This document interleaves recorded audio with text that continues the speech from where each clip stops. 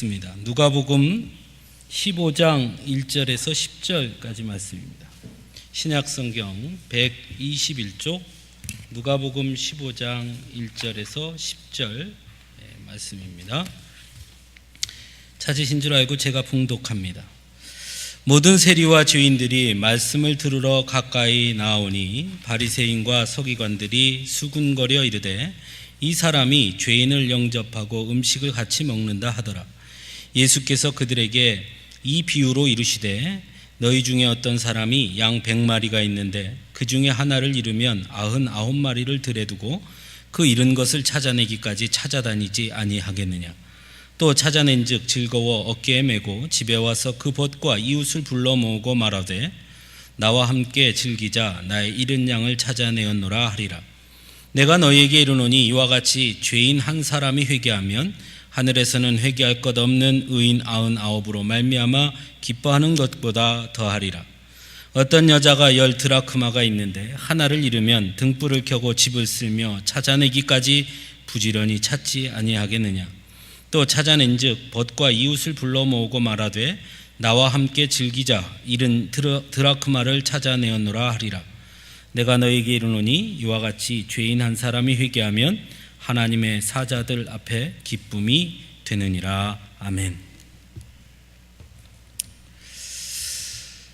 오늘날 우리는 극한 경쟁의 시대를 살아가고 있습니다. 마치 약육강식이 지배하는 정글과도 같다라는 생각이 들 정도입니다. 그리고 그 경쟁의 기준은 철저하게 경제성, 합리성에 따르고 있습니다. 경제성이 없으면 도태될 수밖에 없는 사회인 것이죠. 그리고 낙오자에게는 더 이상 설 기회조차 주지 않는 엄혹함 역시 우리의 현실입니다. 그래서 때로 성경을 읽다 보면 쉽게 수긍할 수 없는 말씀을 만날 때가 있습니다. 오늘 본문의 잃은 양의 비유도 마찬가지입니다. 목자는 100마리의 양을 치고 있었습니다. 꼴을 먹이러 이곳 저곳으로 이동하던 중 한 마리가 보이지 않았습니다. 아마 그 양은 병약해서 다른 양들을 쫓아오지 못했는 건지도 모르겠습니다. 아니면 목자의 지시를 따르지 않아서 자신 마음대로 다른 곳 돌아보다 목자의 지시를 따르지 않아 무리와 이탈했는지도 모르겠습니다. 오늘날의 눈으로 본다면 그 양이 병약했든지 아니면 사회 규범을 따르지 않았든지 간에 그 양은 나고자고 이탈자인 것입니다. 그런데 목자는 99마리를 들에 남겨둔 채 잃어버린 한 마리 양, 즉 나고자고 이탈자인 그 양을 찾아 나섭니다. 아마도 나머지 99마리는 그런 목자의 행동을 이해할 수 없었을 것입니다. 어떻게 지금까지 목자의 지시를 잘 따라온 우리를 들에다 이렇게 남겨둔 채 이탈자고 나고자인 그 양을 찾아 떠날 수 있을까? 그럼 우리는 뭐란 말인가? 이런 생각을 하지 않았겠습니까? 목자의 행동은 전체를 위해서 또는 다수를 위해서 소수의 희생과 눈물을 당연시 여기는 우리 사회의 잣대로 본다면 더더욱 이해할 수 없는 행동처럼 보입니다. 만일 찾아가서 한 마리 양을 찾아왔다 하더라도 돌아왔을 때 들에 두고 갔던 99마리 양들을 잃을 수도 있는 위험성도 있고 혹 늑대가 그 양을 덮쳤을 수도 있지 않겠습니까? 한 마리 때문에 99마리를 포기한 것처럼 보이는 이런 목자의 행동은 그래서 아무리 생각해 봐도 무모한 것처럼 보이고 매우 비경제적인 행동인 것입니다. 또한 이 목자는 좋은 리더의 모습도 아닙니다. 좋은 리더란 좋은 전체를 볼 수 있어야 하는 것 아니겠습니까? 그런 관점에서 본다면 이 목자는 좋은 리더라 할 수 없습니다. 전체를 보지 못하고 잃어버린 한 마리에 집착하고 있으니 말입니다. 만일 이런 리더가 있다면 나머지 99마리의 양들은 그 다음에 그 목자를 잘 따를 수 있을까요? 아마 그렇지 않았을 것입니다. 저 사람은 우리보다 그 하나를 더 중요하게 여기는 사람이야, 이렇게 여기지 않았겠습니까? 그러니 리더자의 모습으로 바라본다 하더라도 이 목자는 결코 좋은 리더의 모습도 아닌 것입니다. 이렇게 우리가 쉽게 받아들이기 어려운 말씀은 사실은 복음서 곳곳에 있음을 보게 됩니다. 마태복음 20장에 등장하는 포도원 품꾼의 비유 역시 쉽게 수긍하기 어려운 말씀입니다. 포도원에 품꾼이 필요해서 품꾼을 쓰는데 해뜰 무렵에 온 사람도 있고 오전에 온 사람도 있고 점심때, 오후에 또는 심지어 일이 끝나기 1시간 전에 온 사람까지 있었습니다. 일이 끝나기 1시간 전에 온 사람은 사실은 하루 종일 일할 곳을 찾아서 있었으나 어느 누구도 그에게 일할 수 있는 자리를 주지 않은 사람입니다. 즉, 그들은 일을 하고 싶었으나 쓰임받지 못한 사람들입니다. 그런 의미에서 본다면 비록 마치기 1시간 남짓이라도 일할 수 있는 기회를 준 것만으로도, 그리고 그것에 따른 약간의 돈을 준다 하더라도 이들은 아마 포도원 주인에게 매우 고마워해야 할 처지의 사람이었습니다. 어떤 면에서 보면 그들은 경쟁에서 밀린 사람들이었다는 것입니다. 똑같이 이른 아침에 다 일하고 싶어서 서 있었으나 일꾼이 필요한 사람들이 와서 선택해 가는 사람은 더 건강한 사람, 더 힘 있는 사람, 더 똘똘한 사람, 이런 사람들을 데리고 가서 일을 시켰을 것이고, 일이 끝나기 1시간 전까지 아무에게도 택함을 받지 못했던 그 사람들은 아마 선택받은 사람들에 비해 연약하거나 병들었거나 나이가 들었거나 또는 여러 가지 부족한 것이 있었기 때문에 쓰임받지 못했던, 즉 경쟁에서 밀린 사람들이었다는 것입니다. 그런데 주인은 일이 다 마친 후에 품삯을 똑같이 취급합니다. 그러자 아침부터 일찍 와서 일한 사람들은 그 주인에게 불평을 늘어놓습니다. 오히려 그들은 자신들이 주인에게 공평한 대접을 받지 못했다고 주장합니다. 실제로 우리 현실 속에 이런 일이 일어났다면 우리 역시 마찬가지일 것입니다. 저는 그 비유를 보면서 그 다음이 궁금했습니다. 그 다음 날 이른 아침부터 일하러 올 사람이 있었을까? 여러분 어떨 것 같습니까? 이른 아침부터 일하러 와도 나중에 끝나기 1시간 전에 일어나도 똑같은 품삯을 주는데 누가 과연 이른 아침부터 그곳에 와서 일하려고 했을까? 그런 생각이 들었습니다. 그런 면에서 본다면 포도원 주인은 참 어리석은 사람입니다. 그렇죠? 이처럼 예수님의 말씀에는 오늘을 살아가는 우리들의 관점과 가치로는 도저히 받아들이기 어려운, 수긍할 수 없는 그런 말씀들이 있습니다. 물론 그 당시 시대와 상황에서는 어느 정도 이해할 수 있지 않았을까 하는 생각을 할 수도 있겠지만 성경을 보면 그렇지도 않았다는 것을 알 수 있습니다. 왜냐하면 예수님이 이런 말씀을 하실 때마다 그 말씀에 반감을 품거나 대항하는 자들이 있었으니 말입니다.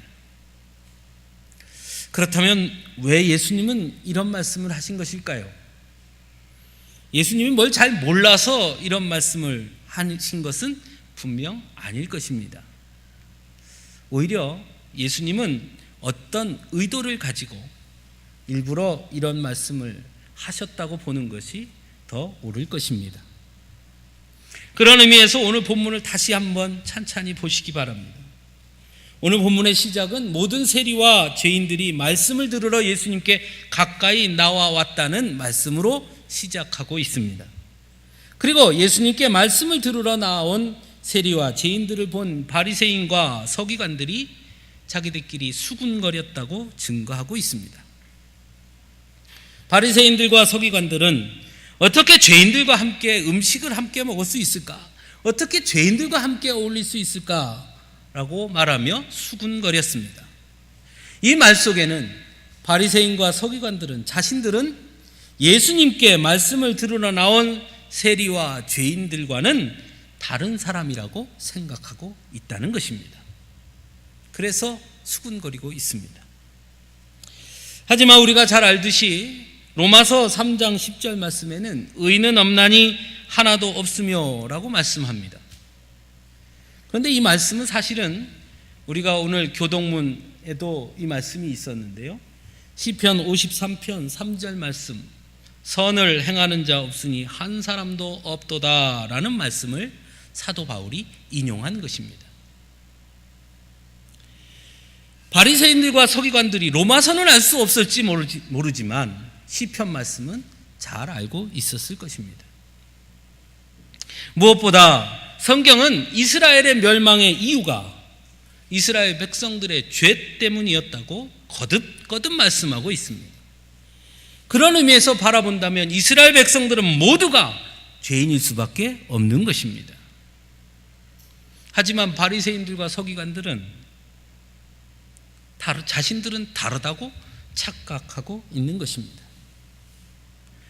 그래서 세리와 죄인들은 죄인이고 자신들은 의인이라고 착각하는 것이죠. 세리와 죄인들과 음식을 먹고 그들에게 하나님의 말씀을 전하는 예수님의 그 모습 또한 그래서 그들은 이해할 수 없었습니다. 그런데 여러분, 오늘 말씀을 조금 다르게 접근해 보면 좀 다른 것이 보입니다. 사람들은 모두 너무나 당연하게 포도원 품꾼의 비유에서 자신이 아침 일찍부터 포도원 주인에게 택함을 받은 사람의 눈으로 그 비유를 보게 됩니다. 또한 잃은 양 한 마리를 찾은 목자의 비유에서도 자신은 잃은 양 한 마리가 아닌 99마리 중에 속해 있는 사람으로 이 말씀을 봅니다. 그래서 목자가 이해가 되지 않고 그래서 포도원 주인이 이해가 되지 않습니다. 그러나 만일 여러분, 우리가 아침 일찍부터 와서 일한 사람이 아닌 일하고 싶었으나 아무도 찾아주지 않아 일할 수 없었던, 그래서 결국 일이 끝나기 전 1시간 전에 포도원 주인에게 택함을 받아 일할 수 있었던 사람이었다면 그 사람의 눈에 보이는 포도원 주인은 어떻게 보였을까요? 만일 우리가 99마리의 양이 아니라 양의 무리에서 이탈해서 낙오해서 혼자 외로워하고 무서워하며 두려움에 떨고 있는 양이라면 그 양을 찾아 헤매는 목자를 바라본 그 심정은 어떠했을까요? 그에게 목자는 어떤 목자로 보였을까요? 좋은 리더가 아니고 합리적이지도 않고 경제성도 없는 그런 무모한 사람처럼 보였을까요? 공평하지 않고 자기 마음대로 품삯을 지불하는 그런 주인처럼 보였을까요? 아니면 사회에서 버림받고 아무도 찾아주지 않으며 이탈하고 낙오한 그런 나 같은 존재까지도 한 번 더 생각하고 그를 버리지 않고 그에게 은혜를 주며 은혜로 다가와 감싸주고 세워주는 너무나 좋은 주인, 너무나 좋은 목자로 보였을까요? 사람들은 모두 승리자의 눈으로 보고자 하는 습성이 있습니다. 자신이 속한 사회나 집단에서는 패배자에 가까우면서도 자신보다 더 못한 사람 앞에서는 승리자의 행세를 하려고 하는 경우가 참 많이 있다는 것입니다. 경영자 앞에서는 의릴 수밖에 없는 노동자이면서도, 같은 노동자 가운데서도 비정규 노동자 앞에서는 의시되며 승리자의 자세로 그들을 대하고자 합니다. 자신의 문제일 때는 분노하지만 다른 이들의 문제에서는 너무나 객관적이고 합리성을 따지고 경제성을 따집니다. 대표적인 일들이 세월호 사건이 일어난 이후 우리 국민들이 대하는 모습, 사드 배치 문제로 자신의 고향에 사드가 배치된다고 하니까 대하는 모습, 그리고 우리 고향이 아니니까 좀 나라를 위해서 좀 희생하라고 강요하는 사람들, 모두가 다 똑같습니다. 일이 마치기 전 1시간 전에 일한 사람에게 포도원 주인이 품삯을 준 것에 대해 분노한 사람들, 실상 그들도 별반 다를 것이 없는 사람들입니다. 오늘은 어떻게 포도원 주인에게 잘 보여서 아침 일찍 일할 수 있었을지 모르나, 그러나 내일은 자신도 어쩌면 아무에게도 택함을 받지 못한, 일하고 싶어도 아무도 데려가주지 않는 사람일 수 있는 사람들입니다. 오늘은 비록 99마리 안에 모여있지만 어쩌면 내일은 나도 모르게 잠깐 한눈 파이는 사이에 이탈자가 되거나 낙오자가 될 수 있는 한 마리 양일 수 있는 것입니다. 그런데 그것을 깨닫지 못합니다. 자신들은 언제나 택함을 받는 승리자가 될 것이라고 착각하고 있는 것입니다. 바리새인들과 서기관들 역시 마찬가지입니다. 자신들은 세리와 죄인들과 같지 않다고 착각합니다. 하지만 그렇지 않습니다. 그들 역시 죄인이었습니다. 그들 역시 하나님 앞에서는 동일한 죄인입니다.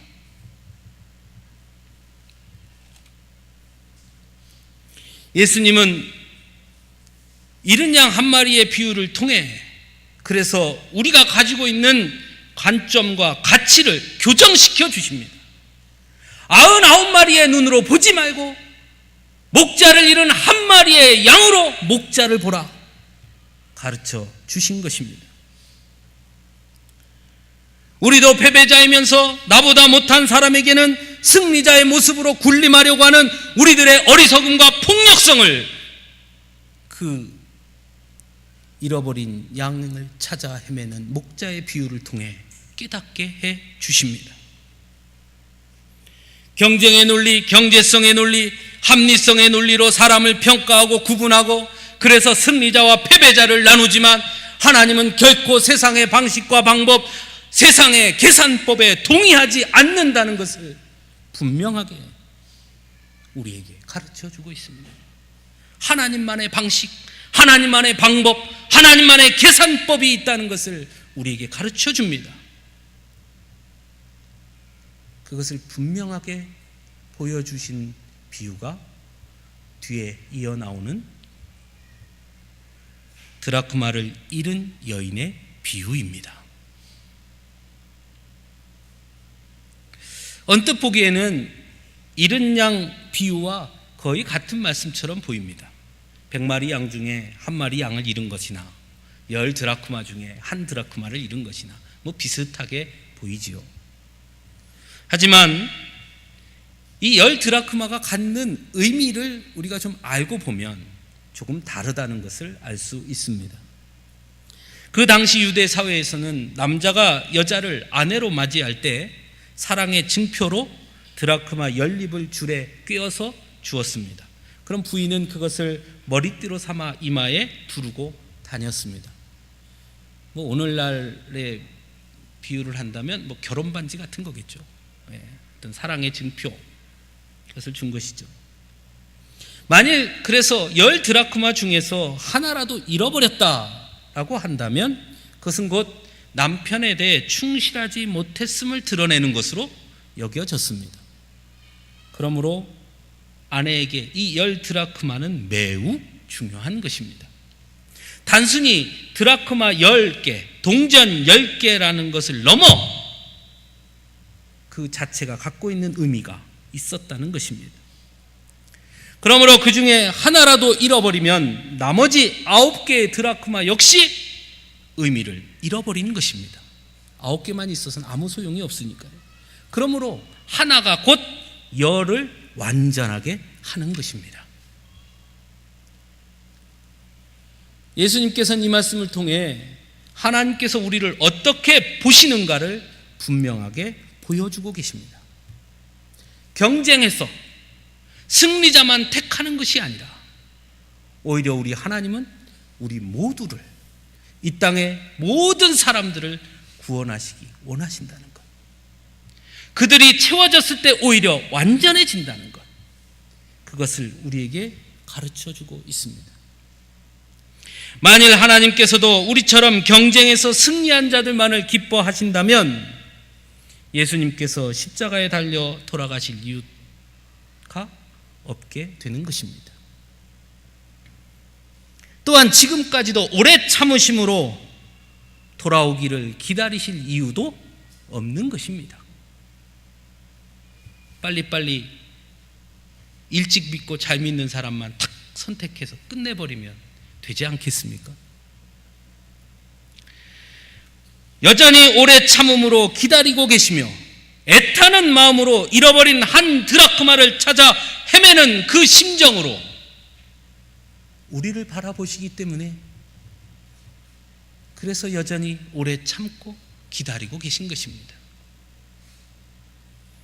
그래서 잃어버린 한 드라크마를 찾았을 때 기뻐한 여인처럼, 그것은 단순히 한 드라크마가 아니라 그 안에 담긴 온전함이 회복되었으므로 기뻐하는 것처럼, 우리 하나님 역시 세상에서 버림받고 낙오자요, 이탈자요, 패배자로 서 있던 그들 하나하나를 은혜로 붙잡아 주셔서 하나님의 자녀가 되게 하시고 그들이 하나님의 품으로 돌아올 때 우리 주님은 뛸 듯이 기뻐해 주시는 것입니다. 그 은혜가 우리에게 임한 것입니다. 그 은혜가 아니었으면, 사랑하는 성도 여러분, 여러분은 99마리의 양이라고 확신하십니까? 아니면 생각해보면 잃어버린 한 마리의 양에 가깝습니까? 저는 곰곰이 생각해보니까 잃어버린 한 마리와 더 가깝다는 걸 느낍니다. 우리의 목자 되신 예수님이 따라오라 하면 왜 그렇게 따라가지 못하고 내 맘대로 다른 데 쳐다보고 살다가 하나님 말씀은 이탈하고 내 맘대로 살아가고 있는 모습이 더 많지 않습니까? 목자만 잘 따라가면 좋은 꼴을 먹여줄 텐데도 그래도 나는 내 맘대로 이쪽으로 갈래요 하고 내 맘대로 쫓아다니다가 어느 날 문득 돌아보니 아이고 목자가 사라졌네. 그게 우리의 모습 아닙니까? 그때 만일 하나님께서 괜찮아 나는 99마리의 양이 있으니 한 마리쯤이야 하고 버린다면 버려질 자들이 우리들 아닙니까? 그런데 우리 주님은 그런 나를 찾아오십니다. 그것이 은혜입니다. 그것이 은혜입니다. 그래서 그 은혜가 아니면 우리는 이 자리에 있을 수도 없는 것입니다. 은혜 아니면 나 서지 못하네 라는 찬양곡이 있습니다. 그 가사를 여러분 잘 음미해 보시기 바랍니다. 어둠 속 헤매이던 내 영혼 갈 길 몰라 방황할 때에 주의 십자가 영광의 그 빛이 나를 향해 비추어 주셨네. 주홍빛보다 더 붉은 내 죄 그리스도의 피로 씻기어 완전한 사랑 주님의 은혜로 새 생명 주께 얻었네. 은혜 아니면 나 서지 못하네. 십자가의 사랑 능력 아니면 나 서지 못하네. 은혜 아니면 나 서지 못하네. 놀라운 사랑 그 은혜 아니면 나서지 못하네. 나의 노력과 의지가 아닌 오직 주님의 그 뜻 안에서 의로운 자라 내게 말씀하셨네. 완전하신 은혜로 은혜 아니면 나서지 못하네. 십자가의 그 사랑 능력 아니면 나서지 못하네. 은혜 아니면 나서지 못하네. 완전한 사랑 그 은혜 아니면 나서지 못하네. 이제 나 사는 것 아니요 오직 예수 내 안에 살아계시니 나의 능력 아닌 주의 능력으로 이제 주와 함께 살리라. 오직 은혜로 나 살아가리라. 십자가의 그 사랑 주의 능력으로 나는 서리라. 주의 은혜로 나 살아가리라. 십자가 사랑 그 능력으로 나 살아가리라. 주 은혜로 나 살리라. 사랑하는 성도 여러분, 하나님의 은혜가 아니었다면, 우리를 포기하지 아니하시는 그 은혜가 아니었다면 우리는 그저 길 잃은 한 마리 양이며 바닥에 굴러떨어진 한 개의 동전에 불과한 인생일 수밖에 없던 사람들이었으나, 세상의 방식대로 한다면 낙오자요 패배자요 이탈자일 수밖에 없는 우리들이지만, 그러나 그 은혜가 우리를 살게 한 것입니다. 그 은혜가 우리를 온전케 하시는 것입니다. 그 은혜가 오늘도 우리 안에 임하고 있고, 그 은혜가 우리를 하나님의 자녀 되게 해 주셨습니다. 사랑하는 성도 여러분, 그 은혜 앞에 엎드릴 수 있기를 바랍니다. 하나님의 그 은혜를 찬송할 수 있기를 바랍니다.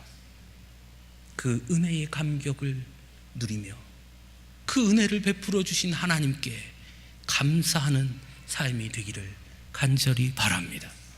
그것이 하나님의 은혜를 받은 우리가 서야 할 자리인 줄 믿습니다. 함께 기도하겠습니다.